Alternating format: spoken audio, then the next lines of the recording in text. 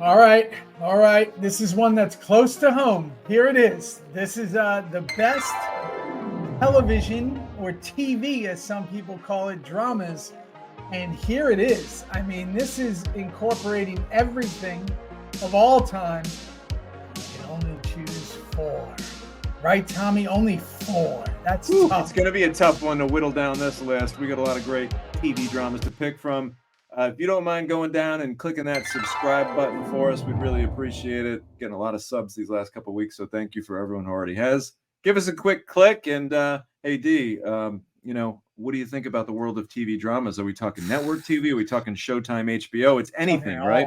Anything. We're talking about it all, baby. Okay. All. Woo.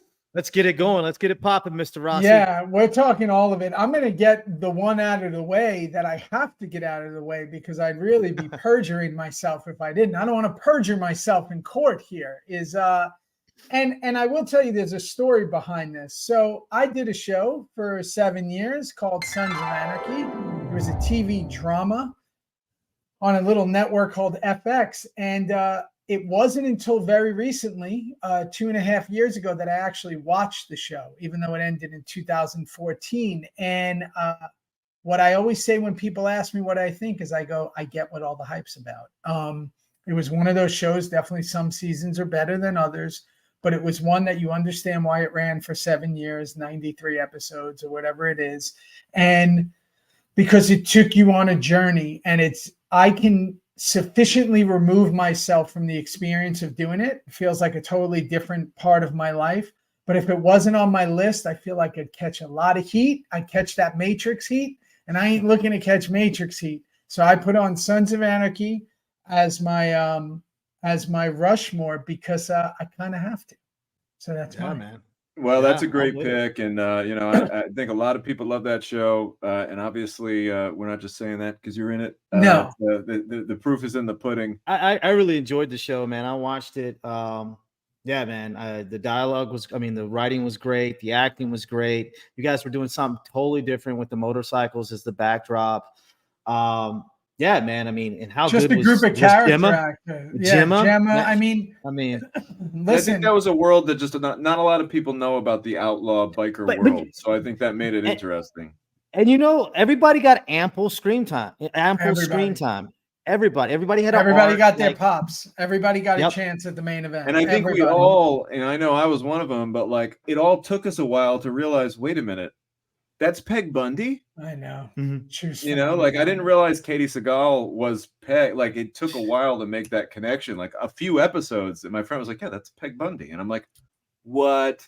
That's how I learned about what character actors were. Like when I went on to that show, it was when I was like, as I watched people go up to the first table read, I'm like, "Oh, wait a second, that's the guy from Gladiator. Wait, that's the guy. Wait, he was also in." Braveheart. And wait, that's the guy from, with Kim, it was like, that's the guy from Waterworld. And there's Hellboy. And it was like the first time where I was like, I knew them, but I didn't know their names. And I loved them in everything I'd seen them in. Right. And I said, wait a second, we're going to make a show with all character actors? This is crazy. And that trend continued, throughout. Everybody he brought on, obviously, as great as Michael Beach and a bunch of people that came on that show. And Henry Rollins. Henry Rollins. I think Adam Arkin. We just did something really special that I've seen mimicked, a bunch, and definitely I know where the inspiration comes from because Kurt started on another show that I'm going to talk about. So that's my number one. Tommy, what do you got? All right, number one draft pick, guys. Woke up this morning, got myself a gun. I'm going Sopranos. This one was really just like hit me in all the feels. I'm Italian American, so obviously, just like the home life, really interesting. That we've seen so many gangster movies over the years, and I don't need to go into there's a whole genre. People love gangster movies because we all want to be a little bit of a desperado, don't we? But we can't. But we can watch these gangster movies, and we get to watch them be desperados, and it fills up our cup a little bit. So gangster movies have always been great, but what was different about The Sopranos, you got to see what the gangsters do when they go home and when they're just hanging out with their families and what their lives are really like. But you got plenty of the gangster shit that we all love too. And the performances. I mean, James Gandolfini is a legend. Rest in peace. R.I.P. Our dear friend, dear friend, Vincent Pastore, who Theo and I worked with in just a terrific cast. And what I love about it, Edie Falco is Edie Falco. Edie They Falco, took all. It's almost like the producers of that show took all the greatest ingredients from all the gangster movies that we all love and put them in this show. And man, it's just something else. So I love The Sopranos, and I think I'm almost due for a rewatch. Yeah, same here, man. Same here. I like what you said. It's almost like you're a fly on the wall because you saw all the outside stuff, but you never saw what went on at the home until The Sopranos came out. And it kind of gave you a new perception of, Italian Americans. It was really cool. Yeah. And again, that's exactly the world I grew up in. And I remember I was doing Sons, and I was in New York, and I was at this bar called the Spotted Pig, and Jim was in there, Gandolfini, and we ran into each other, and he was so awesome. He said, so you stole one of ours. You got Dre on the show, because we had Dre DiMatteo on our show. Oh yeah. I had such a crush on her. Who didn't? Yeah. She was unbelievable on Sopranos, and unbelievable on Sons, and she's just unbelievable in everything. But that was my interaction with Jim, and we had a drink together. I think we did a shot, and it was again, he's obviously True Romance, Get Shorty, everything he's ever been in, right? The Castle, just everything, right? He's an extraordinary. But for someone to say, "We're going to bet the farm on you, bud. We're putting you. You're up. You're the number one. You're the guy, and we're gonna make this show with you at the helm." My goodness, from the opening theme on, especially living right there and growing up in that exact neighborhood and that time and that thing, for us, it was not just must-watch TV. It was like you were watching your life, and it was absolutely outrageous. And I'm due for a rewatch. My wife has never seen it, so there you go. That's a good in. No, she's never seen it. Wow, so I think that's a great. I didn't even know that's possible. It'll be fun to relive that with her watching it for the first time. I agree. Yeah, just a quick side note for the bigger guys out there. I think it's really cool to see like a leading man that's like 300 pounds. Like, you know what I mean? By the way, but still sexy. Like Tony still had this sex appeal, and he was this big 300-pound guy. By the way, Gandolfini, don't sleep on him, man. He was a hooper, bro. He was a legitimate basketball player. So don't look that shit up. Yeah. Oh yeah, he hoops. Went to bro. Rutgers. Yeah. I wouldn't want to be in the paint with that big man. No. Yeah, man. So one I of the love greatest that call, to ever man. do it. I got to go with my number one pick, and I would probably say, Sopranos to me is probably top 3 of all time in my Rushmore. Number 1 would be Breaking Bad. I think. Never seen it. What an incredible! You've never seen Breaking Bad? No. No way. I've watched the you first gotta watch 3 it, bro. episodes. You got to get through it, man. You got to get through it. Right there. Right there. That's why I don't get through it. Right there. No, you have to. By the way, it's overhyped. Is that why you're afraid? No. When anyone says to me that line, that specific line, everybody says the same thing. When I say I haven't seen Breaking Bad, they go, "You just got to get through the first season." And I go, "I don't want." No. 2 episodes. 2 episodes. No, you got to put some time into it. Put some time into invest time into it, and you'll get something out of it. Just like anything else in life, you got to put the time into it. I know. I will. And listen, one day. I'm going to have our subscribers and our Patreon members. They're going to give you heat on this, bro. Oh, you have not seen Breaking Bad. We got to change this, man. Yeah. We got to. No, I'm going to get heat. Writing, I've tried. Acting. Everything. There's a reason why it's 9.5 on IMDb. I'll put it like that. Bryan Cranston just doing his thing, and here's one thing that I kind of go by, and especially difficult with the drama because it's not traditionally kind of mainstream pop culture, but like merch, like there's Breaking Bad merch. If you have merch, you made it. You know what I mean? You walk into an FYE, you buy Breaking Bad stuff. Theo, you cannot do a disservice in this life and not watch Breaking Bad. Yeah. All right. So my number 2 is oh man, I have so many. So when I say 2, I don't mean but I want to try to get this one out just in case someone else says it. And it is the one that led into the only reason Sons of Anarchy ever existed is because of a show called The Shield. And Kurt wrote on The Shield. Okay.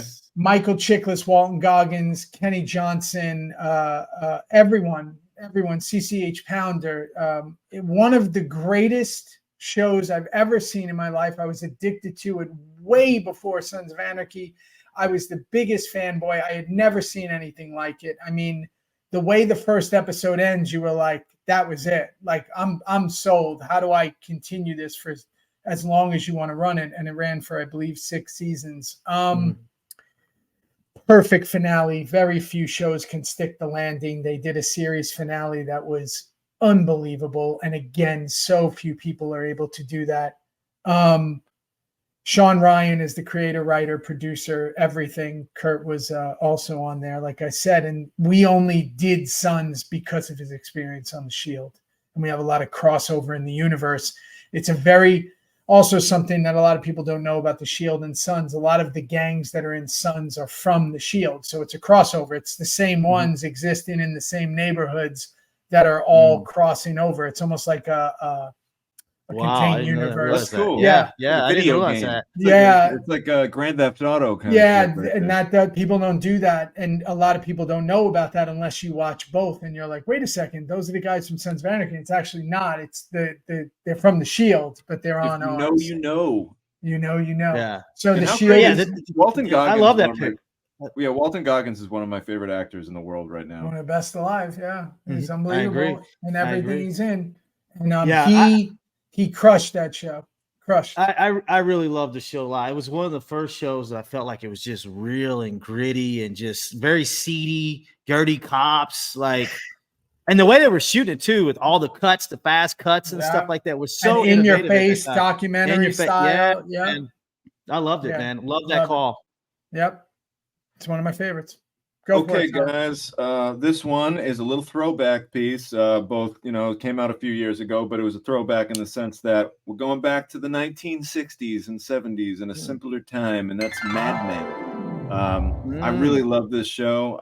It kind of harkened back to my parents' era. My parents grew up in the 60s and 70s, so I remember hearing stories about what that world was like, and just to see these a real man's world where you've got gentlemen in suits smoking cigarettes and having a vodka in the middle of the day while brokering massive deals. And it's a really wild look into a very different time period that is so far removed from what we experience today.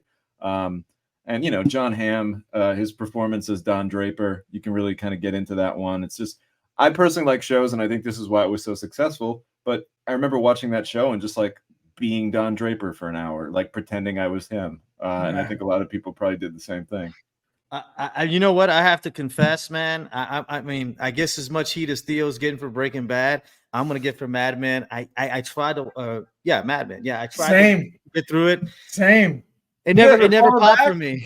I'm falling way back, and I gotta tell you, I'm not falling back on purpose. I'll tell you, the great Maggie Siff, who was also on Sons, played the role of Tara, got that role because she was on Mad Men. She was in the first few seasons, I think maybe throughout the rest. Same thing. I put it on and I thought it was really cool, and I watched as many as I could, and then I just said, it's not for me. And listen, I think it was beautiful looking.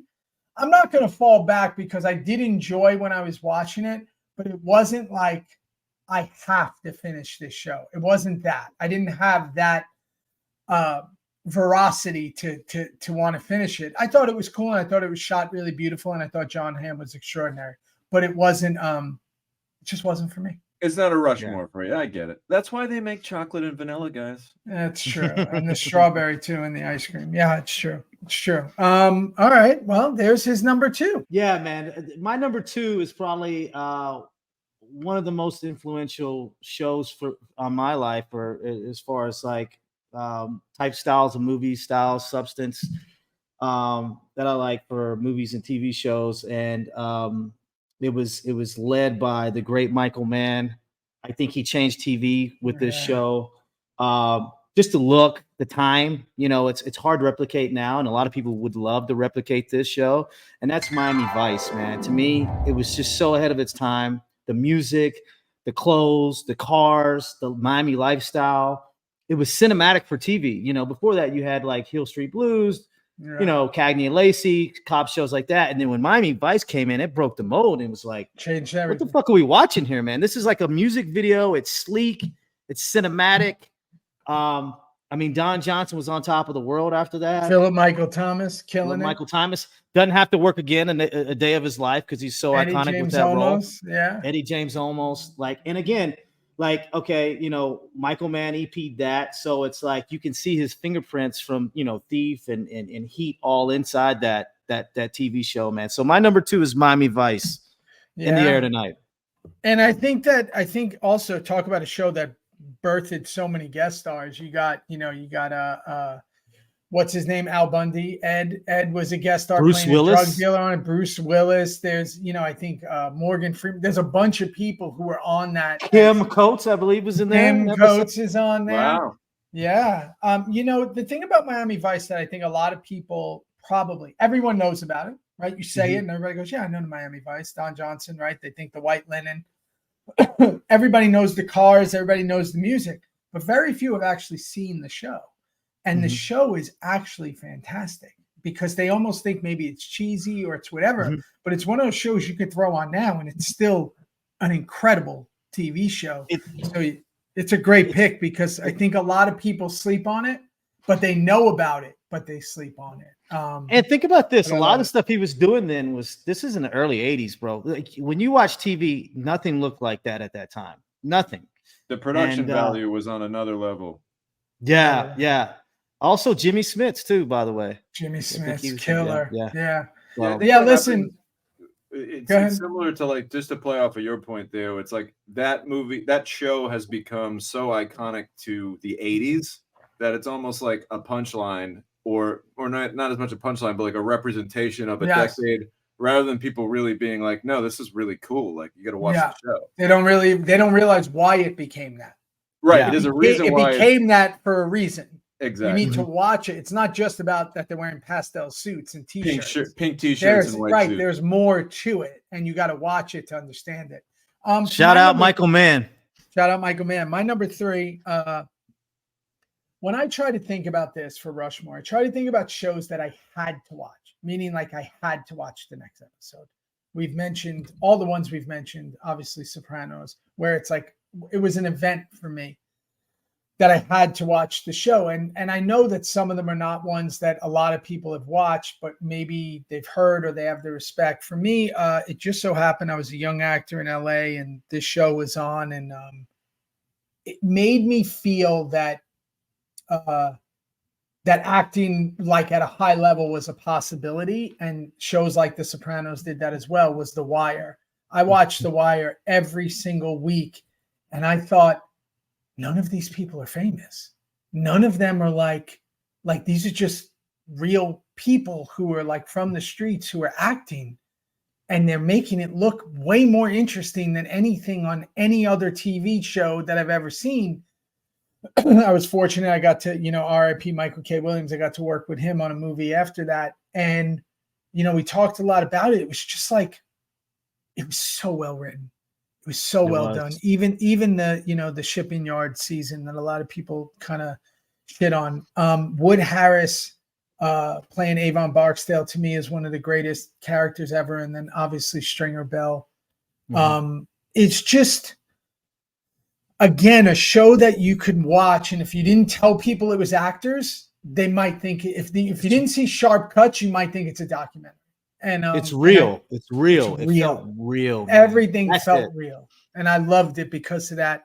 And I just think it's one of the greatest shows ever on TV. Yeah, I think it's cool too because you often hear about crime shows taking place in New York, and you hear about LA, but they were the first ones to do it in Baltimore, and that kind of became a thing in a lot of movies. And a lot of people don't realize like how bad it is there. Especially in that era. West so like it was cool just to like different setting for the old crime drama. And then bringing Idris in and like literally letting Idris, like when I found out he was British, I was like, what? I was like, wait, no, that's Stringer Bell. I was like, what are you talking about? British? Yeah. One of the great characters of all time, man. That's a Rushmore for characters. Yeah. Oh my goodness. And again, it's another show that's a very industry show. A lot of people in the industry have watched it. And a lot of, regulars have not. And I think that it's, do yourself a favor. It's just such a great show with some hard subject matter, but it's a great show. So that's my number 3. I love it. All right, guys. My number 3, we're going to kick it back to the Old school 90s Thursday night must-see TV lineup. This was the anchor of the lineup, and that is ER. Wow. Short for Emergency Room, which was, of course, the great doctor show. Starred, before he was a big-ass movie star. That's George Clooney's show right there every week. Noah Wiley, who's kind of a pretty great actor. Revenge of the Nerds, Anthony Edwards. Revenge of the Nerds, yep. Yeah. Just a really great cast, great actors. But the cool thing about that show, too, was it wasn't always a happy ending. The bus would flip over and 20 victims would come in and they would die. And that was the show. And you were kind of used to like always happy endings, especially in that era. So ER was a pretty legendary show. And I don't think it gets talked about that much anymore. But man, when it was running, when it was hot, it was hot. When it was hot, it was hot. It was everywhere. TV Guide days, right? It was everywhere. Yeah. And I think also what it spawned, how many shows came from it. Right, like that tried to mimic that. They went, whoa, that works, right? It's like CSI, like that works. How do we do that 100 times? And that was ER is definitely one of those. Great pick. It's a great show. Everybody wanted to guest on ER when I was a young actor. I must audition for that show 20 times. Came so close. I got hired once, and then they wrote the character out. I was so excited that I thought I was going to do ER. Yeah, I mean that was one of those ones. Some of the other ones I did, which I don't want to mention just in case they come up, but there were certain shows you wanted to guest star on when you were an up and coming actor because it would change your trajectory. It's amazing, man, because I was thinking you're not even old enough to have auditioned for ER in my mind, but I'm like, it ran for 15 seasons. I just looked it up. That's a hell of a run, man. 94 to 2009, 2008. Yeah, I'll tell you at the end, when you're on the way up, there were certain shows that were kind of and I don't want to say them yet till we finish, but there were certain shows that were, if you got on that, you knew because the guest stars did the heavy lifting that you can go somewhere else just from doing one episode. And that was definitely one of them. What do you got, D? Number 3. Man, everything's about retro mania. Everything's about 80s mania. And I think I got to go with number 3 on this one would be, especially this last season I watched, the writing was just so fucking incredible. We're talking about nostalgia. They're making nostalgia cool, and that's Stranger Things. So great. Very cool. I mean, the last season was a big comeback for me. Yeah, Sadie, it was. Sadie, I played Sadie's dad in a movie. I did not like this. I was out. I was basically out. My wife went back, and my wife's a super fan. And she was like, "You got to come back. This season's amazing." I caught up with the Vecna stuff, and the writing was incredible. Talk about a comeback. Talk about a payoff, man. Talk about a payoff. Payoff. You're like, comeback. And that's one thing I like about these shows that we're talking about is that it's all about the build, and then you give that audience that comeback, you deliver. I feel like there's some shows that when we get into the reverse Rushmore, that really kind of fell short of that. Like there's this major hype, and then they let all the air out. Where are we going? And I thought they really nailed it. Comeback from. I mean, season 2 is not a good show. I mean, I'll be honest. I did not like season 2, and to do that to really not do well in your sophomore season and to make such a big comeback like that. To become that big, or season 2 and 3. I don't know. Is this season 4? Yeah, but I mean, here's the thing, guys. Just to pause that, like you guys may not like season 2, but everybody else did.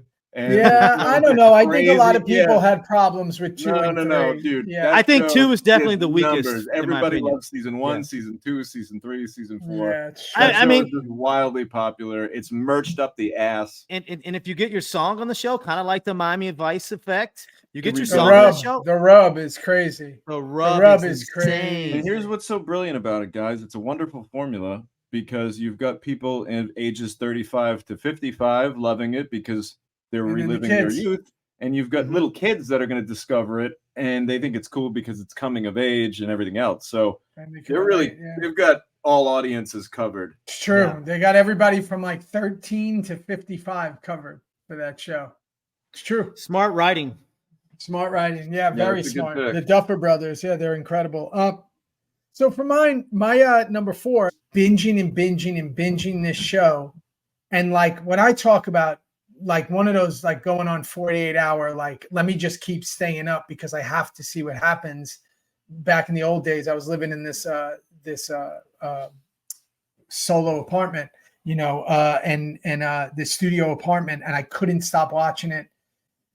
And then I got hired on the show. I went and did an episode, and it was the first time where I went into a makeup trailer and they were all there, and I was like, I was just watching them like 3 days before, and it was Lost.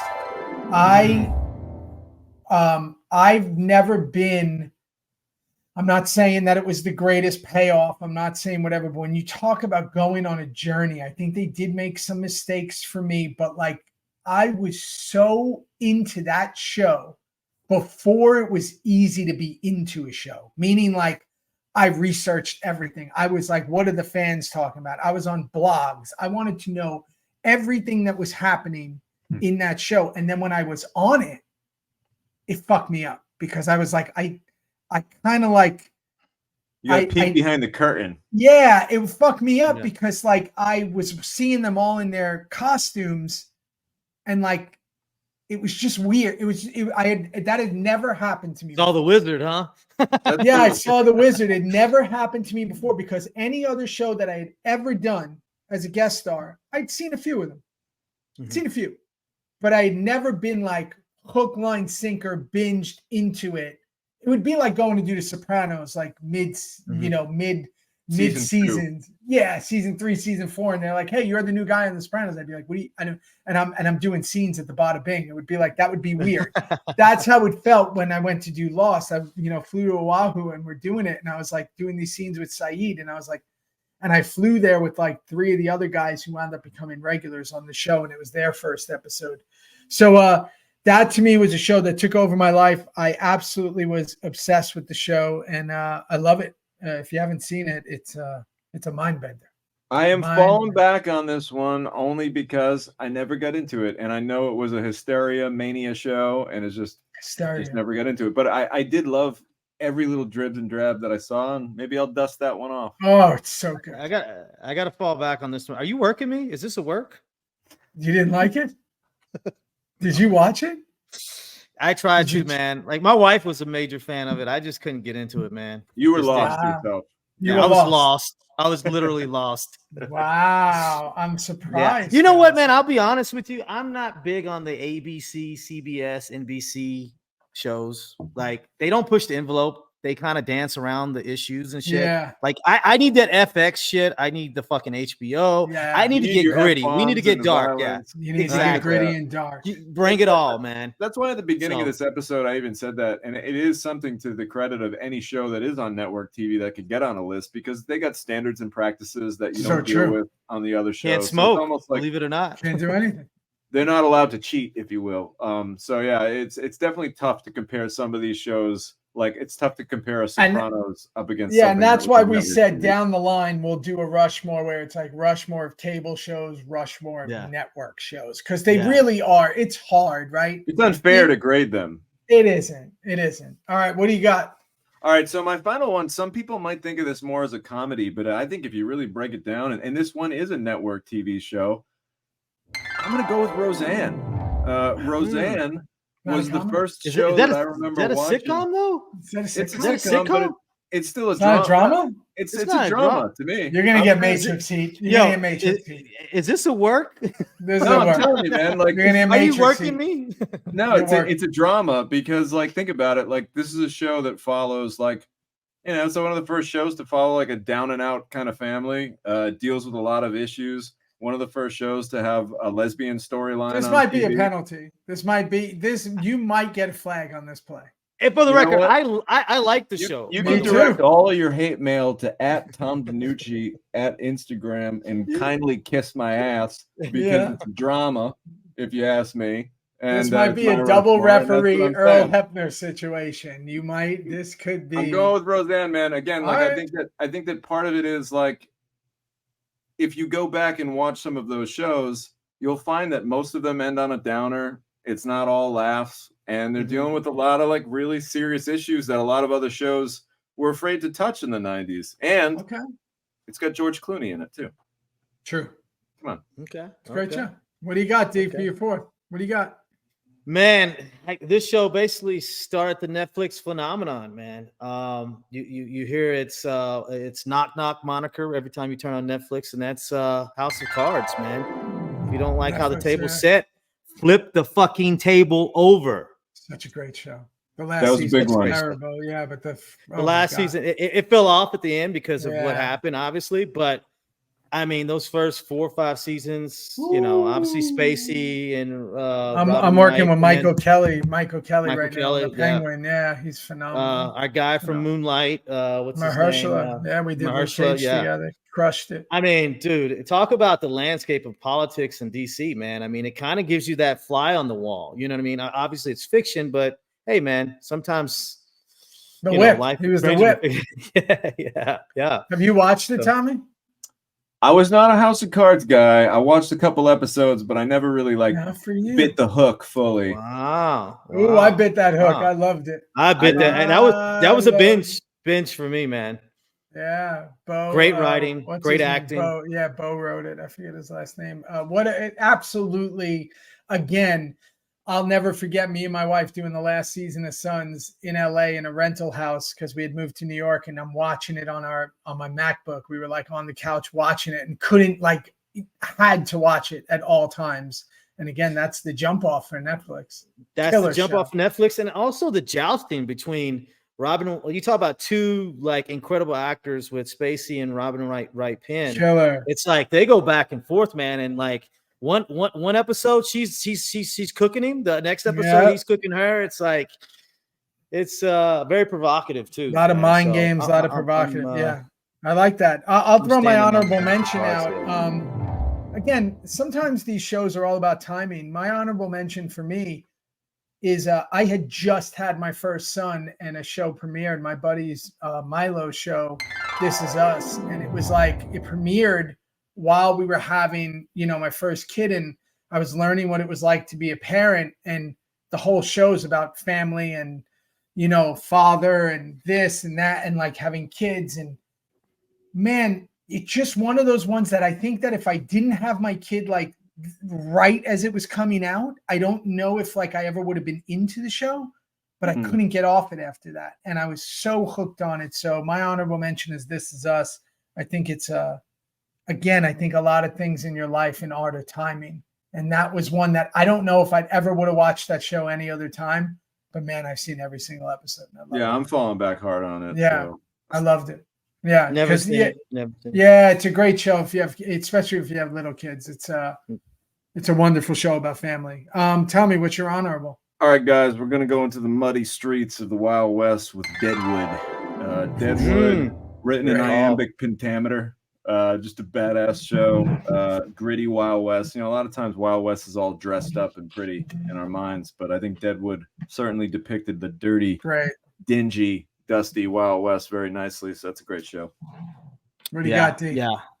My honorable mention would have to be probably, and I only like one season of this show. The other two, because each season kind of stand on its own. But the first season of True Detective, I think, is phenomenal. Nice. Agree. Phenomenal. Agree.